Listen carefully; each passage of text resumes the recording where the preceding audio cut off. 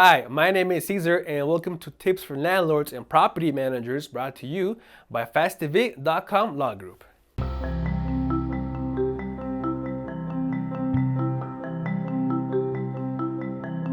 Hi there, welcome to another Tips for Landlords and Property Managers video brought to you by FastEvict Law Group. On today's video, we'll go over important things to keep in mind when dealing with the death of a tenant on your property in California. Please remember, this video is not to be considered legal advice. Please contact us for a free consultation. Deaths are difficult. Whether you personally knew your tenant or not, it's important to be respectful to the family members or acquaintances of the deceased tenant. With that in mind, the first thing to understand is that the death of a tenant does not immediately terminate the tenancy.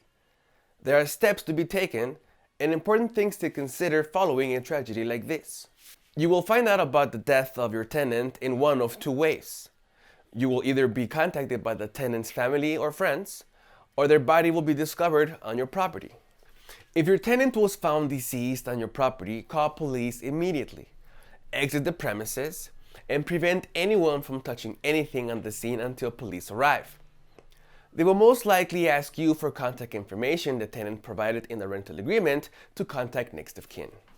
The landlord is responsible for protecting the tenant's property just as if they were alive until responsibility can be transferred to an estate executor. Failure to understand this can lead to lawsuits and long delays in recovering possession of your rental property. As mentioned above, the rental agreement does not automatically terminate a tenancy, and the landlord does not have the right to remove the tenant's possessions.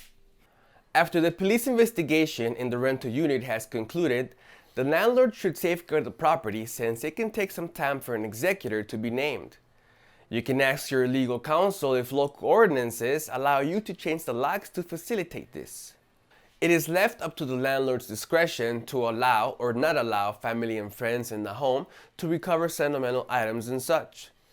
It can be a difficult time, but we suggest you avoid allowing this until an executor is named, has a key to the property, and you are relieved of your legal duties to safeguard their personal property.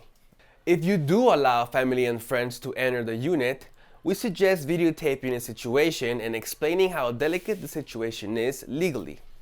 Once there is an executor named, this is the person you will be dealing with regarding terminating the lease, rental payments, and the deceased tenant's belongings.